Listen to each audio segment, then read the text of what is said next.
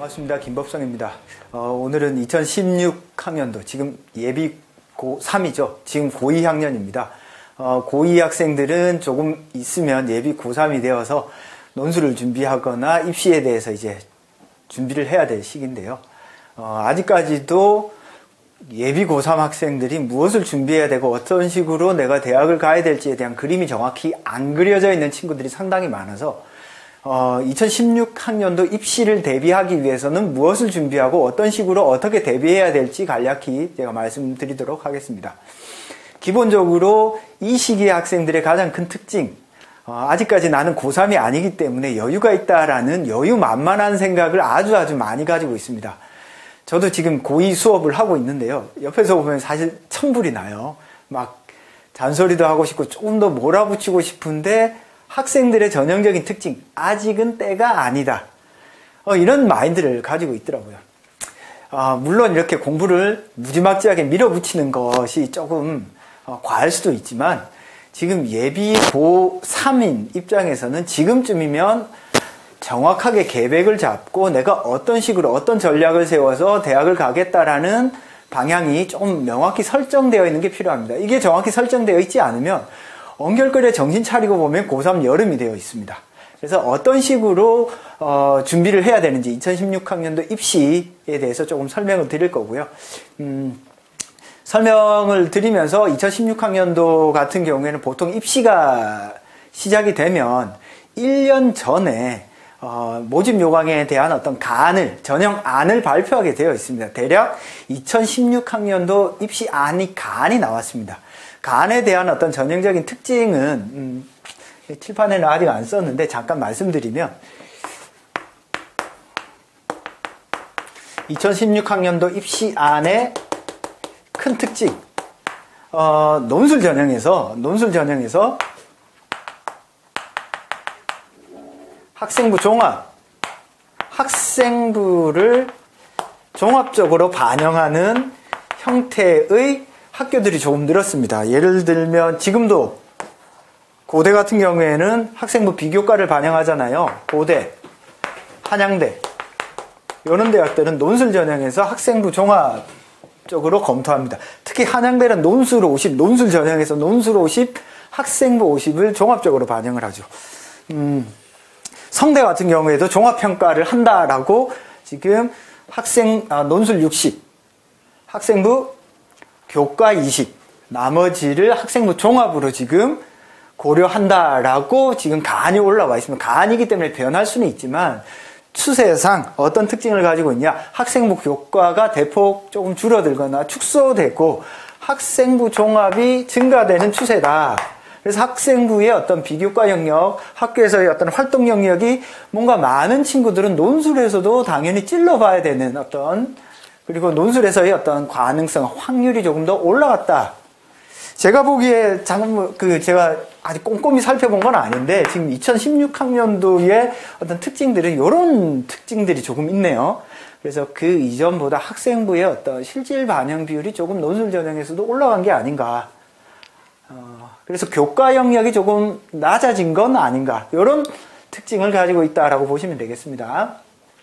그래서 1차적으로 논술 전형에서는 논술이 가장 중요합니다. 어찌됐건 간에 2016학년도의 어떤 입시 가안들이 거의 모든 대학들이 다 발표가 되어 있고요. 대기업이나 이런 자료실에 들어가면 볼 수 있으니까 확인을 해보시고요.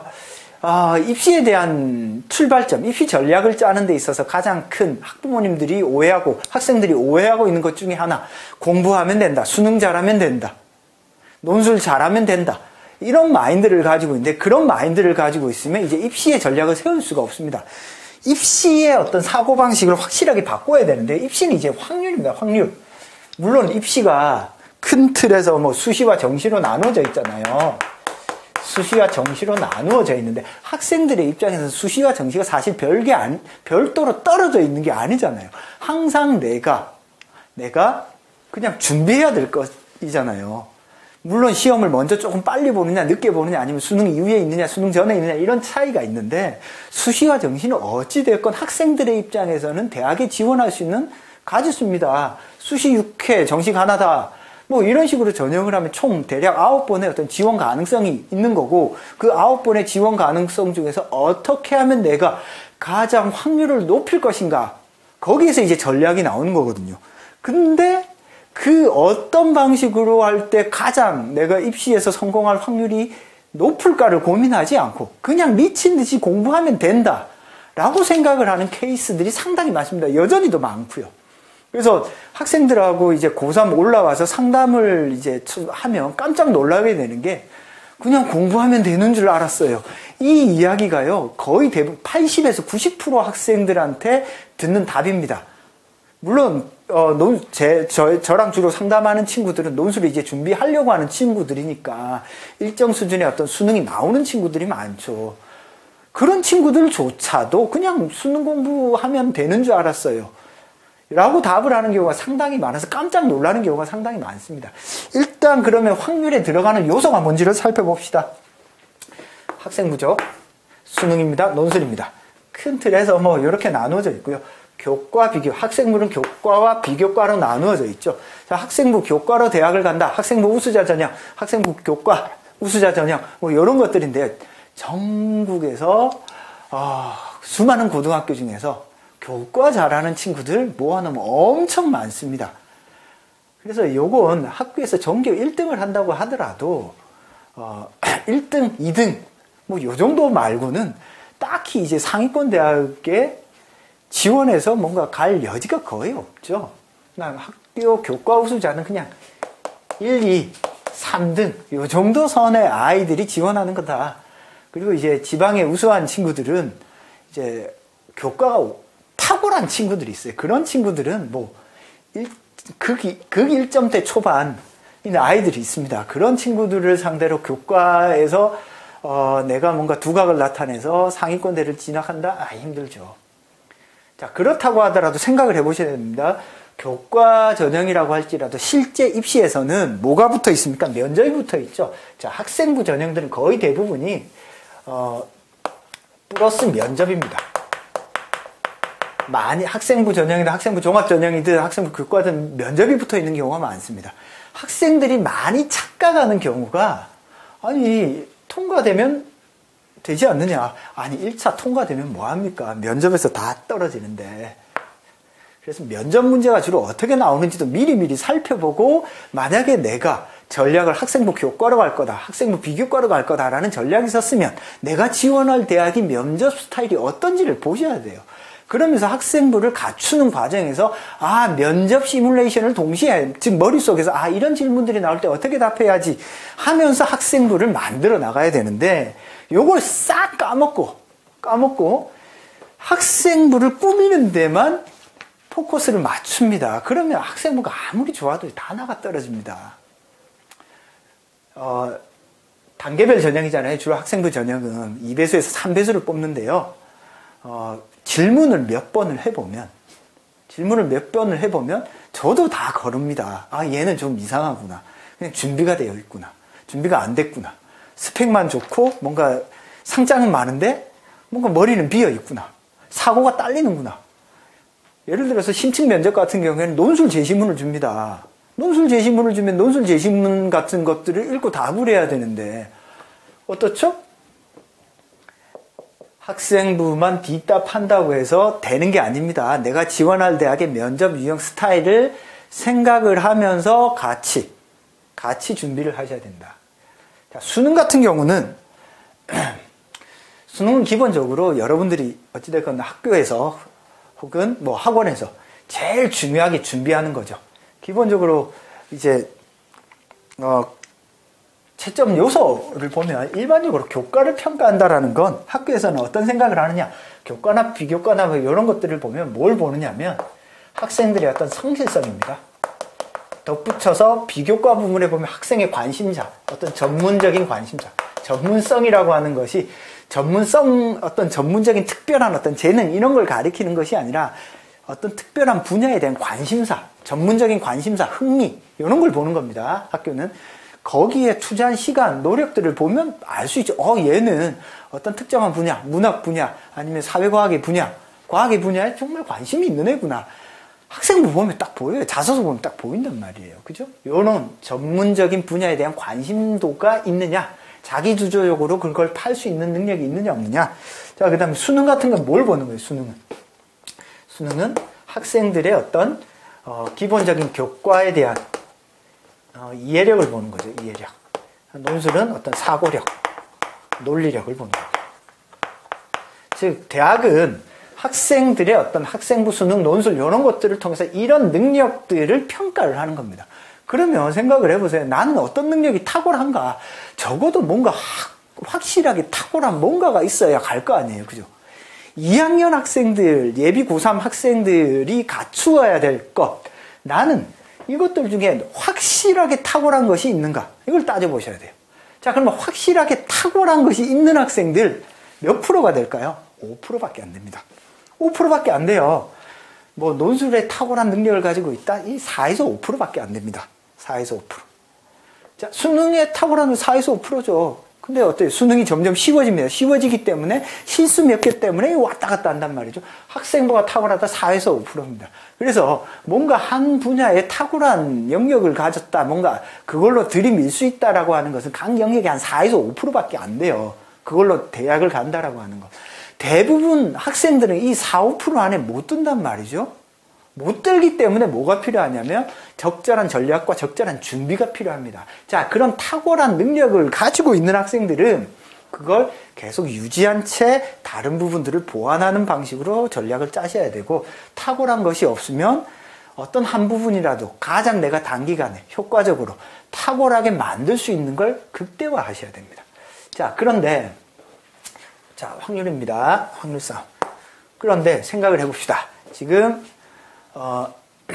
남은 기간 동안에 내가 이 세 가지를 다 따져봐야 돼요. 그러면은 예비 고3 학생들은 뭐가 남아있죠? 겨울방학이 남아있습니다. 그죠? 겨울이 남아있고, 그 다음에 1학기 있죠. 그죠? 그 다음에 여름이 남아있네요.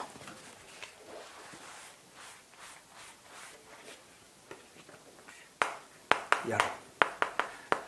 자, 이 기간 동안 공부를 하면서 어떤 식으로 전략을 짜야 될지 조금 생각을 해보죠. 1차적으로 대학 입시에서 가장 기본은 수능입니다. 수능. 모든 입시에서 수능이 기본이 깔려 있지 않으면 대학은 이 학생의 어떤 학업 능력을 인정하지 않으려는 경향들이 있습니다. 왜? 객관화된 지표니까. 수능은 2, 3등급이 기본입니다. 2, 3등급. 자, 내가 수능 4등급이 나와요. 2학년 때 모의고사를 보니까 4등급이 나와요. 딴 거 아무것도 신경 쓸 거 없습니다. 물론 이 친구가 교과가 탁월하다면 교과 중심으로 전략을 짜야 되겠지만, 기본이 교과는 당연히 챙기면서 이 친구는 2, 3등급으로 올릴 때 확률이 올라간다. 알겠죠? 무슨 말이냐면 내가 4등급 나오는데 3등급, 4등급 왔다 갔다 나오는데 이 친구는 무조건 2, 3등급 안에서 안정적으로 나오는 게 언제까지? 여름까지 목표로 설정을 해야 됩니다. 자, 여름 이후에는 이제는 열심히 해도 오를지 안 오를지는 이제 선택의 기로에 놓여져 있죠. 선택의 기로에. 그래서 기본적으로 자, 2, 3등급 대가 안 나오는 학생들은 겨울학기, 1학기, 여름, 자, 닥치고 뭐 하는 겁니까? 닥치고 이제 1학기 마칠 때 정도까지 닥치고 수능 올리는데 매진하는 것이 가장 필요합니다. 2, 3등급 정도 나오는 학생들 중에서 교과와 비교과 이런 것들이 어느 정도 갖추어져 있다라고 하는 학생들은 아예 학교를 타겟팅하는 게 좋습니다. 미리 타겟팅을 좀 분명히 하고, 이 학교를 타겟팅하는 것도 중요하지만 이제 과를 타겟팅하는 게 좋습니다. 즉 학생부의 교과 전형이든 비교과 전형이든 여러분들이 요게 지금 어디까지 전교권 안에 들어있다라는 친구들은 반드시 교과와 비교과를 통해서 정확히 과, 할 수 있으면 학교까지 명확하게 조금 타겟팅을 해서 그 과에서 필요한 어떤 요소들, 책들을 항상 머릿속에 넣어두고 뭔가 공부 안 될 때 읽어본다거나 준비한다거나, 그죠? 그 중에서도 과를 조금 압축해 두는 게 좋습니다. 한두 개 정도로 압축해 두는 게 훨씬 더 효과적이다. 그래야지만이 자기소개서를 쓸 재료도 평상시에 머릿속에 차곡차곡 넣어두고 비교과 활동에서 3학년 1학기 때 내가 무엇을 넣을 것인지도 고민해 볼 수 있겠죠. 그죠? 그리고 학교에서 뭔가 수행평가를 하건 어떤 책을 읽건 간에 어떻게 내가 그것을 과랑 연결시켜서 스토리를 만들어낼 것인가를 고민할 수 있죠. 결국 수능 2, 3등급 안에 들어가는 친구들은 2, 3등급 안에 들어가는 친구들은 교과나 비교과에서 학생부가 어느 정도 나온다라고 하는 친구, 수상 실적도 어느 정도 되고 학생부로 조금 찔러볼 만한 가능성이 있다라고 하는 친구들은 반드시 학교를 타겟팅하세요. 과를 타겟팅하세요. 알겠죠? 그래 놓고 3학년 올라가서 이제 계획을 세우는 게 좋습니다. 자, 마찬가지로 이 정도 선 안에 들어가 있는 친구는 논술도 같이 준비를 해야 됩니다. 자, 그런데 논술은요, 학생들에 따라서 조금 다르지만 논술 자체를 싫어하는 학생들이 의외로 많습니다. 이 깊이 있는 사고. 물론 대학 논술에 따라서 그냥 묻는 말에 정확히 답하는 문제를 요구하는 대학들도 있지만 깊이 있는 사고를 요구하는 대학들도 여전히 상당히 많습니다. 따라서 논술로 내가 가겠다, 논술을 찔러보겠다 하는 친구들은 첫째도 둘째도 뭘 하셔야 될까? 내가 지원할 대학의 논술 문제를 검토해 봐야죠. 논술 문제를 검토를 해 보셔야 됩니다. 내가 연대를 갈 거면 연대를 빨리 검토를 해 보시고, 내가 뭐 이대를 갈 거다, 이대 문제를 빨리 검토를 해 보세요. 그렇게 검토를 해 보셔야지만이 남은 기간 내가 지금 논술 너무 안 되는 거 어려운데 어떻게 해야 할지 이제 전략이 나오는 거죠. 그러면 생각을 해봅시다. 수능과 논술과 교과와 비교과. 자, 교과와 비교과를 갖추어 놓은 친구들은 대략 몇 프로나 될까요? 교과와 비교과 갖추어 친구, 제가 앞부분에서 말했죠. 이건 4, 5%밖에 안 돼요. 이걸 갖추고 있는 친구들은 4에서 5%밖에 안 됩니다. 즉 전체 이제 고등학생들 중에서 4%에서 5%를 제외하고는 교과 비교과와 관련된 학생부 종합전형 혹은 학생부 교과전형으로 갈 수 있는 학생 요거 말고는 대부분이 뭐로 가죠? 요걸로 준비할 수밖에 없습니다. 현실적으로. 그죠? 현실적으로. 그러면 일반적인 학생들은 논술과 수능을 대비하는 것이 가장 현실적인 방법이죠. 그래서 논술을 대부분 학생들이 한 6번의 기회가 있으니까 6개를 넣거나, 아니면 특목고나 이런 친구들은 비교과의 어떤 영역들이 조금 더 다양하기 때문에 학생부 종합전형 2개, 논술 4개 뭐 이런 식으로 넣거나, 어찌됐건 여기 안에 들어가지 않는다라고 생각되는 친구들은 수능과 논술을 집중적으로 파는 것이 가장 현실적으로 확률을 높이는 가능성이 있습니다. 자, 요게 조금 있다고 하는 친구들, 이걸 절대 버리시면 안 됩니다. 요게 있는 순간 확실하게 유리하다. 왜 유리하죠? 제가 앞에서 말했죠. 2016학년도 논술 전형에서도 뭐가 들어가 있다고요? 논술 전형에서도 학생부를 반영합니다. 학생부 종합이 들어가는 추세예요. 요즘 추세가. 그러면은 이거 갖춰놓은 친구들이 논술 전형에서도 유리할 가능성이 높겠네요. 그죠? 결국에는 무엇을 말하느냐면 대학들은요, 팔방미인을 요구합니다. 자, 확률을 높이려면 내가 수능을 확실하게 높이거나 교과나 비교과에 뭔가 있거나 논술을 잘하거나, 자, 근데 이거는 마찬가지로 4, 5%밖에 없습니다. 잘 없죠. 그렇지만 요게 있는 학생들은 확실히 유리하죠. 자, 이게 없다. 그러면 이걸 2개를 극단적으로 밀어붙이셔야 됩니다. 알겠죠? 자, 그러면 이제 짜야죠. 수시에서 내가 정시로 수능으로 갈까? 아니면 수시로 갈까? 자, 여러분들 고등학교 주변을 한번 살펴보세요. 정시로 이렇게 간 친구들이 요즘 거의, 특히 일반고는 잘 안 나오죠. 왜 그렇죠? 정시 수능은 점점 쉬워집니다. 그리고 요즘 추세가 상위권 학생들이 재수를 해서 다시 대학을 가는 추세. 그냥 중간쯤에 있는 아이들은 차라리 재수는 안 합니다. 근데 상위권 아이들이 재수를 하죠. 결국에는 상위권에서 재수생 비율이 상당히 높습니다. 따라서 정시에서 일반 고3 학생들이 높은 문을 뚫기가 상당히 어렵습니다. 그래서 일반적으로 재학생들이 입시를 짠다라고 하는 건 수능 최저를 맞추고, 그죠? 논술 전형을 통해서 가는 것이 확률상 가장 높죠. 그러면 수능 최저. 주로 어떻죠? 2등급 2개 혹은 2등급 3개. 뭐 그런 형태가 많잖아요. 2등급 2개, 2등급 3개. 보니까 수능 최저는 거의 바뀌지 않았습니다. 2015년도랑 2016학년도가 수능 최저는 거의 비슷합니다. 그러면 상위권 대학들이 요 정도잖아요. 그죠? 조금 낮은 대학들이 함 6, 뭐, 이렇게 요구를 하는데요. 어찌됐건 2, 3등급에 걸쳐 있고, 수능 최저가 걸쳐 있고, 거나 조금 낮은 대학들이 뭐 3등급 2개, 이런 식으로 걸쳐 있잖아요.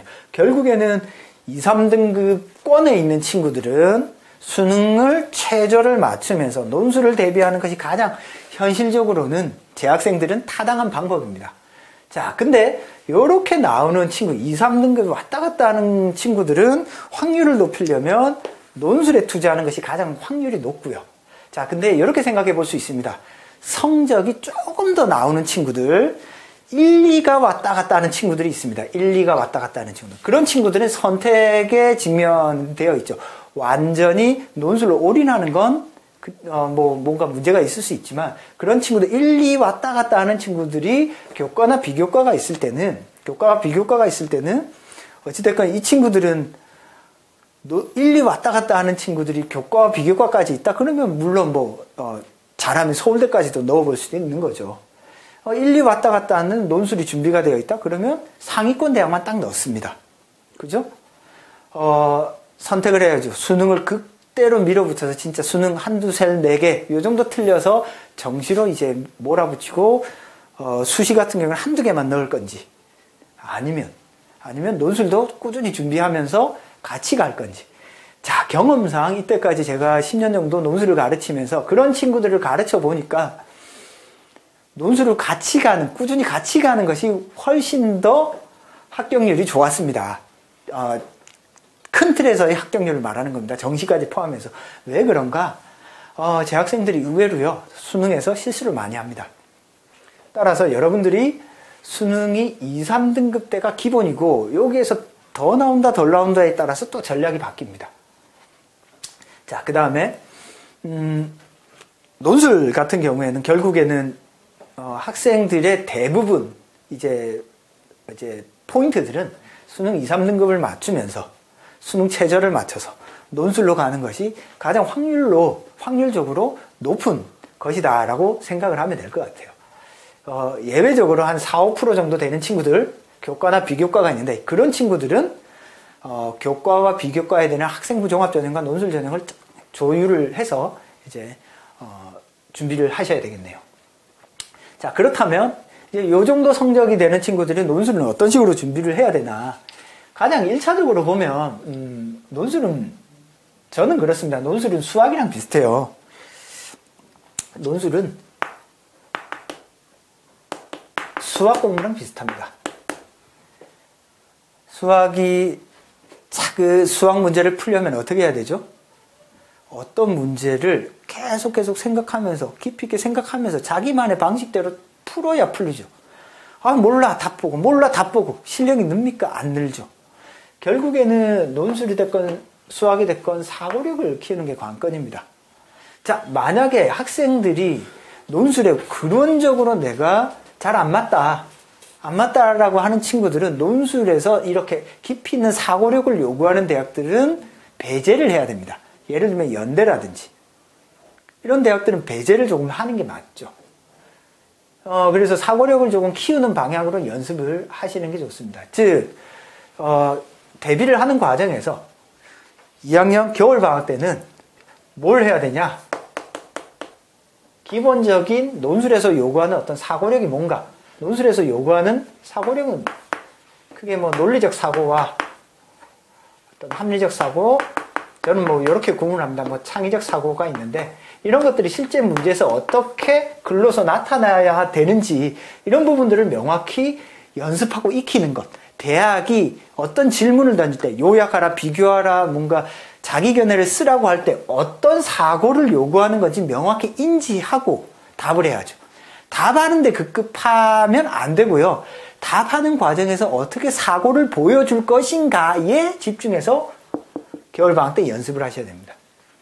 그런 다음에 그런 사고력이 대학에서 묻는 유형에서 어떻게 연결되는지. 유형은 뭐가 있죠? 뭐 요약이든 비교든 설명이든 비판, 자기견해, 문제 해결. 자, 이런 것들이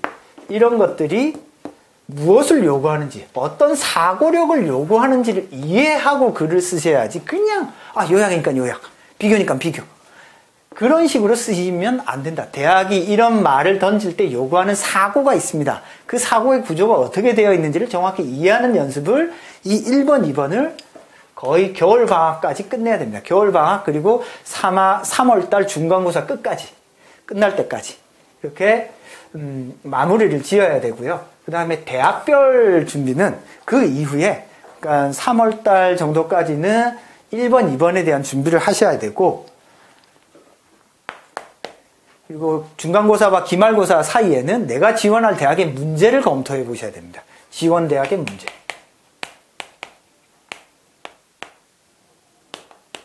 직접 써보셔야 돼요.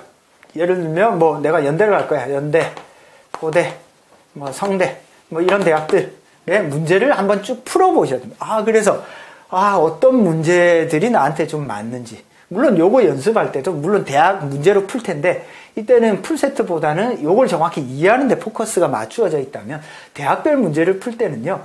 풀세트로 주어진 시간 안에 이걸 어떤 식으로 다 소화할 건지 연습을 해보셔야 돼요. 그래야지만이 이게 지금 만만치 않구나. 또 이렇게 뜯어서 볼 때랑 통으로 쓸 때랑 또 다르구나를 느껴봐야 됩니다. 그리고 나면 뭐죠? 그리고 나면 여름입니다. 그죠? 기말고사 끝나고 나면 여름이잖아요. 여름방학. 이때부터는 내가 앞에서 배운 걸 토대로 약한 부분은 보완하고, 뭐 클리닉 보완하고 대학별로 이렇게 수업을 듣는 것이 낫죠. 물론 대학별로 하지 않더라도 뭐 그 상관은 없습니다. 저는 이제 대학 논술 문제에서 중요한 건 3번보다는 1, 2번이 훨씬 중요하다라는 입장입니다. 왜 그런가? 우리가 어떤 대학 논술 문제가 연대 유형이 있고 고대 유형이 있고, 근데 대학이 어느 날 마음을 바꿔서 다르게 내면 어떻게 할 거예요? 이런 경우가 종종 있습니다. 완전 스타일이 바뀌는 경우, 학생들을 낯설게 만들어서 바로 사고력을 측정하는 경우. 중요한 건 내가 기본적인 사고력을 갖추는 거지. 특정한 대학에 포커스를 맞춰서 무조건 연습하는 건 좋지가 않습니다, 사실. 그래서 이 여름방학 동안 대학별로도 풀지만 어떤 경우가 필요하냐면 반드시 풀어봐야만 하는 문제가 있습니다. 자주 나오는 주제들. 반드시 필수 연습 문제가 있습니다.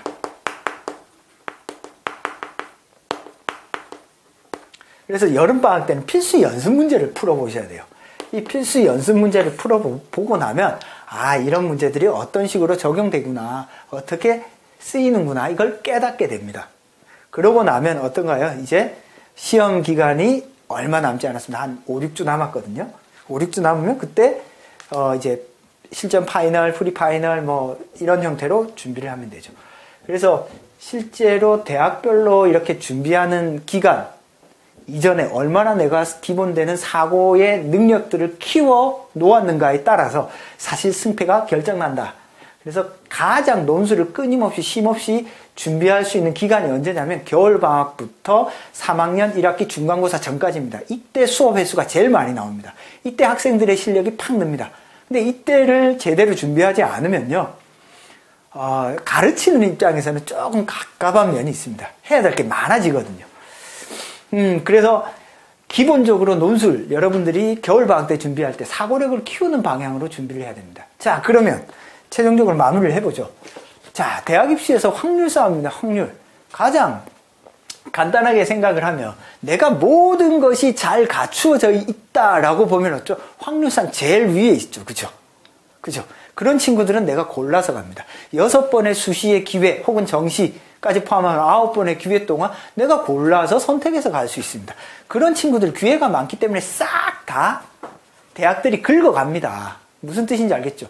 그런데 모든 대 합격하는 친구들은 없어요. 그럼에도 불구하고 내가 조금 가지고 있는 것이 모두 다 가지고 있지 않기 때문에, 그럼에도 불구하고 확률을 조금 높인다라고 할 때 가장 기준이 되는 게 뭐다? 수능입니다. 수능. 자, 1차적으로 나는 안정적인 2, 3등급 사이가 맞는 것이 가장 우선이다. 무슨 뜻이라고요? 대학에 들어가기 위한 확률을 높이는 가장 중요한 부분은 2, 3등급이다. 자, 이것이 되고 나면 이제 교과와 비교과를 따져보세요. 교과와 비교과. 이제 제가 말씀드리는 건 주로 이제 인서울 조금 상위권 대학들을 말씀드리는 겁니다. 상위 한 30개 대학 정도. 교과, 비교과. 특히 저는 이제 문과 쪽 논술을 하기 때문에 문과 쪽이라고 생각을 하시면 되겠습니다. 교과와 비교과가 내가 갖추어져 있다라고 하는 친구들은 이걸 만약에 써먹을 수 있다는 친구들은 엄청난 아이템, 무기를 가졌다라고 생각을 하세요. 논술에도 도움되고요. 교과 학생부 종합에도 도움되고 엄청난 파워를 가졌다라고 생각을 해요. 요거는 어떻게 생각해야 되냐? 옵션입니다. 자, 이 옵션을 가지고 있는 사람들은 4에서 5%밖에 안 됩니다. 알겠죠? 대부분 학생들은 여기에 안 들어간다는 뜻입니다. 자, 그 다음에 확률을 높인다. 자기가 논술을 하냐 마냐 여기에 달려 있습니다. 논술을 좀 더 많이 타이트하게 준비하면 할수록 확률이 좀 더 올라가는 거고요. 준비가 조금 덜 되면 덜 될수록 확률이 조금 떨어지는 거죠. 그래서 입시와 관련해서 최근의 경향은요, 논술의 중요도가 조금씩 조금 더 올라간다라고 보시면 되겠습니다. 단도적으로 말씀드리면 수능 최저가 옛날에는 논술 전형에서 우선 선발이 있었고 일반 선발이 있었어요. 우선 선발은 뭐 합 111, 국수형 3, 국수형 4 뭐 이런 식으로 아주 높았단 말이에요. 우선 선발은. 근데 그게 없어졌잖아요. 우선 선발이. 그러면서 논술의 중요도가 상대적으로 올라간 겁니다. 그죠? 그러면은 대부분 2등급 상위권 대학이라고 할지라도 2등급 합 6, 국수형 합 6을 요구하는데요. 그 정도를 요구를 할 때 여러분들이 정시로 이 받으면 어딜 가나요? 그죠? 인서울의 어떤 중위권 대학 정도를 가잖아요. 그죠? 근데 논술이 잘 준비되어 있다면 연대, 고대까지 충분히 노려볼 만한 성적이 된다라는 거죠.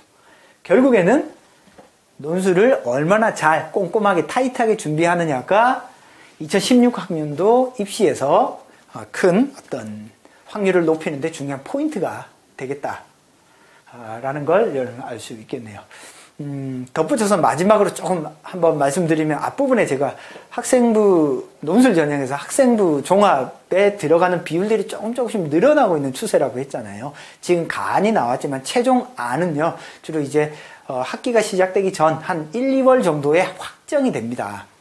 최종안에 보면 어떻게 될지 모르겠지만 아마 이제 논술 전형에서도 학생부 교과를 반영하는 것보다 학생부 비교과, 학생부 종합을 반영하는 추세가 조금 더 확대되지 않을까라는 생각을 개인적으로는 합니다. 그렇다면 여러분들이 이렇게 조금 학교에서 적극적으로 동아리 활동이든 뭔가 책 읽기든 이런 걸 활동한 친구들은 좀 더 자신감을 가지고 논술 전형에도 괜찮겠다라는 생각이 드네요. 이상으로 이제 2016학년도 예비고 3 대비법 말씀을 드렸는데요. 어떤 식으로든 최대한 효율적인 전략과 전술을 짜서 내가 어떤 걸 선택할 때 가장 효과적으로 입시에 조금 더 확률을 높일까를 분명히 머릿속에 딱 잡아두시고 입시에 대비하는 것이 필요하겠네요. 여기까지 김법성이었습니다. 감사합니다.